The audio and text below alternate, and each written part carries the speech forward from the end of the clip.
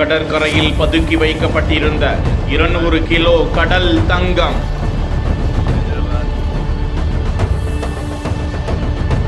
ரகசியமாக கசிந்த தகவல். சுத்து போட்ட கடலோர காவல் படை.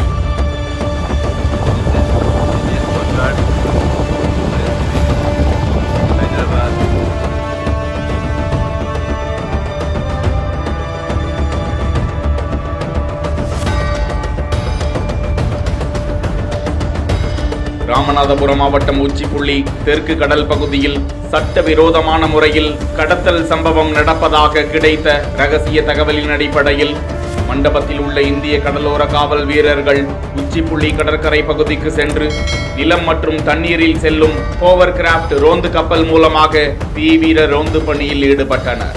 அப்போது உச்சிப்புள்ளி தெற்கு கடற்கரை பகுதியில் 5 கேன்களில் சுமார் 200 கிலோ பதப்படுத்தப்பட்ட கடல் அட்டைகள் இருந்தது கண்டுபிடிக்கப்பட்டது.